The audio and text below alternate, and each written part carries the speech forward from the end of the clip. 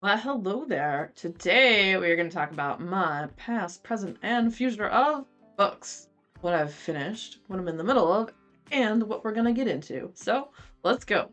Recently, I finished Josh Malerman's newest book, Incidents Around the House. And this book comes out in June of this year, and I can't remember the exact date, but I will have it down in the description of the video next to the book. So this book is about this girl named Bella who was a kid and her family. Mommy and Dado. And oh yes, other mommy. Other mommy. She comes from somewhere. At first, we thought it may have just been the closet, but she comes from somewhere else. Other mommy has a question for Bella. She wants to know if she can come into her heart for carnations. You're like, carnations, that crap flower? I don't like carnations, first of all. I don't know where my dislike of that flower came.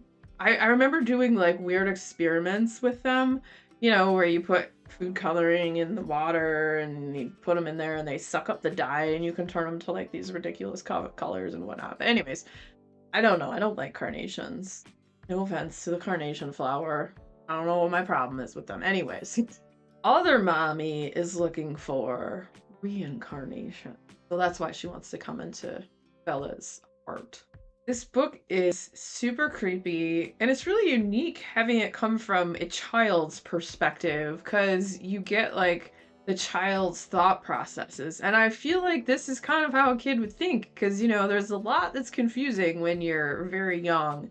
And I don't know if it's ever said exactly how old Bella is, but if I had to guess, I would guess around 8 years old, but I honestly don't know because I don't remember if it ever says exactly how old Bella is.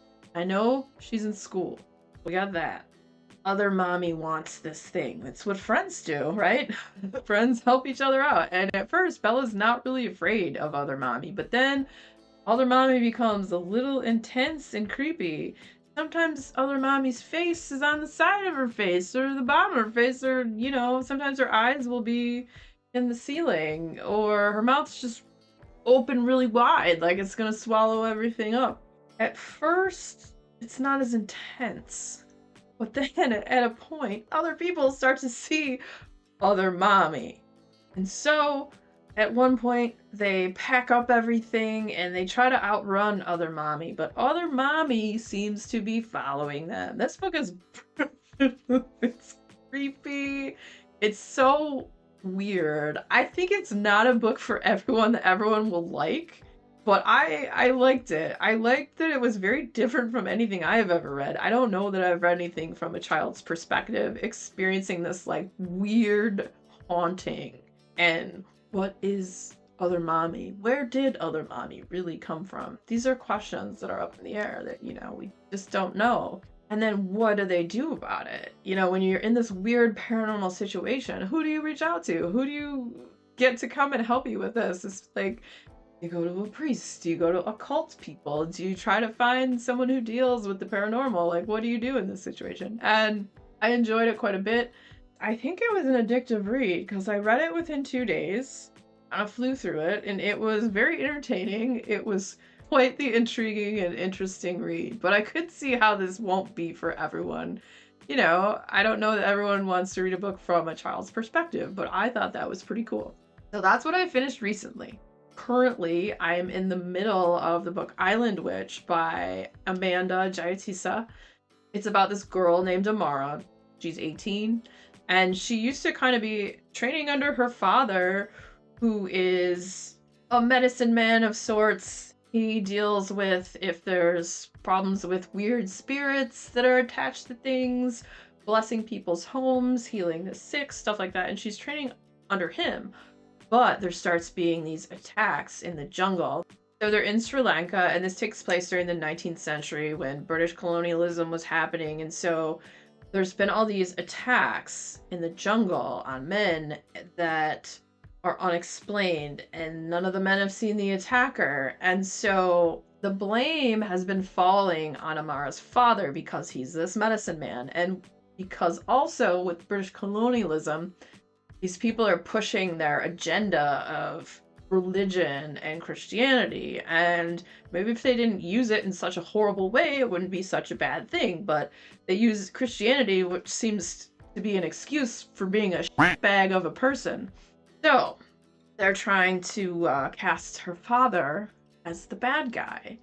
She's very upset and distraught by this, but also at the same time, her father's pulling away from her and doesn't want her to apprentice under him anymore, and so he's like, you're gonna learn to be a seamstress from your mother and all of that stuff. So that starts happening, but she starts to dig into and trying to figure out where are these attacks coming from, and she's having these effed up dreams, which are either prophetic of something or maybe she's part of something a little darker and deeper that she's not aware of. And so it's pretty crazy read so far. Highly enjoying it. I'm going to read more of that tonight. I actually was having a hard time putting it down to even start come and fill videos because I wanted to keep reading it. Alright, so as I normally do, I got some books from the library. And the first one that we're going to talk about is How to Solve Your Own Murder by Kristen Perrin. And this one just caught my attention because, well, how to solve your own murder. That was intriguing to me because if you're dead, you're a ghost, right? And then I guess as a ghost you solve your murder, but how do you tell anyone about it? Well, let's find out. Did I read the synopsis of this one before I got it? No. I just grabbed it because it sounded cool.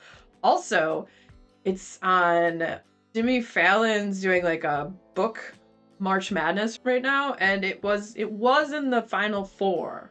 And another one of those books was The Foxwife too. So I thought that was a pretty good read. But let's tell you about this one.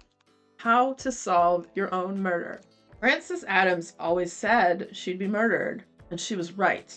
It's 1965, and teenage Frances Adams is at an English country fair with her 2 best friends. But Frances's life takes a hairpin turn when a fortune teller makes a bone-chilling prediction. One day, Frances will be murdered. Thanks a lot, fortune teller. No one wants to live with that weight on their shoulders. What an a-hole. Frances spends a lifetime trying to solve a crime that hasn't happened yet, compiling dirt on every person who crosses her path in an effort to prevent her own demise. For decades, no one takes Frances seriously, until that is, nearly 60 years later, when Frances is found murdered.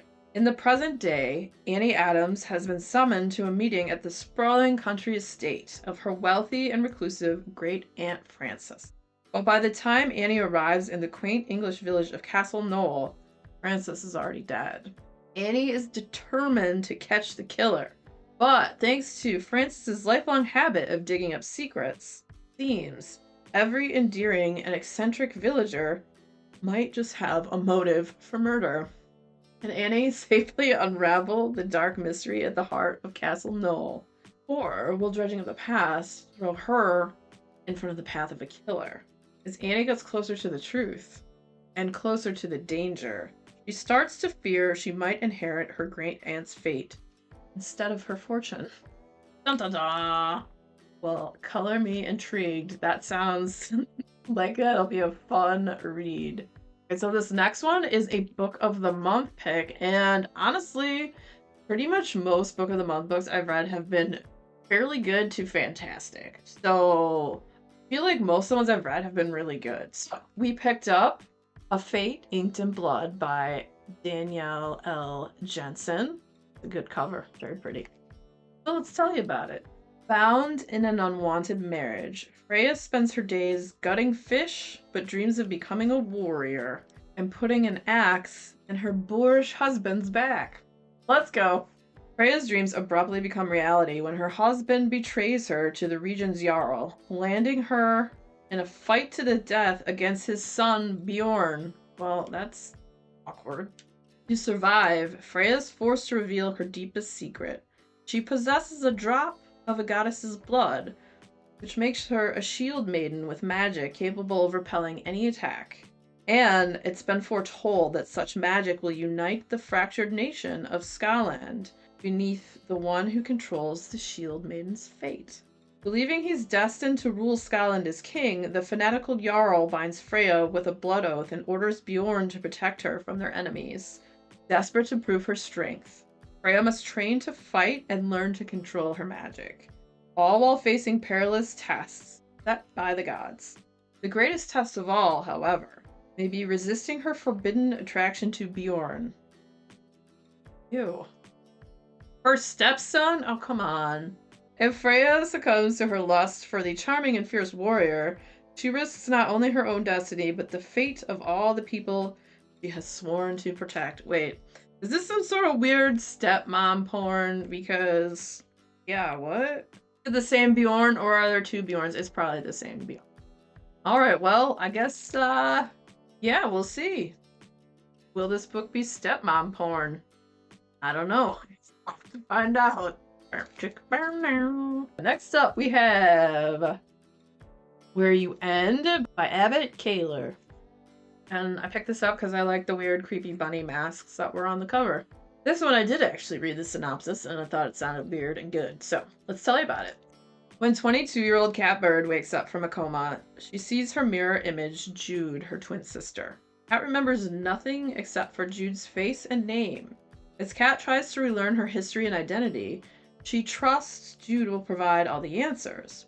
But as the months progress, Cat begins to fear that maybe Jude has been lying to her. Recruit, hunt, perform, or perish. Growing up in an isolated community, the girls studied poetry and literature, but also played dangerous games of cunning and savagery, games with dark lessons that followed them into adulthood. Now, with Cat's mind in a blank state, Jude invents an idyllic childhood in the hope of erasing the darkness of their history and all the threats that it still holds. As Cat pulls at the threads of Jude's elaborate tapestry, those threats draw closer. When the past and present finally converge, the twins must risk everything to save their unique bond and ultimately each other's lives. Insanely creepy and beautifully written, Abbott Kaler's Where You End is an unforgettable tale of intrigue, revenge, and moral ambiguities in the quest for redemption. And I thought that sounded pretty good, so. Out of all those, I think I'm most excited for How to Solve Your Own Murder. That one sounds really interesting. And we'll see what happens with the possible stepmom porn book. I feel like I had to be misreading that, but maybe not. I don't know. We'll keep you updated on that one. Good times. If you're a fan of videos where I talk about multiple things I've been reading or have read, the next video coming up will be about that, so stick around, check it out. And if you had fun hanging out today, hit that subscribe button, come back, see me again, and we'll talk about more bookish things and weird stuff.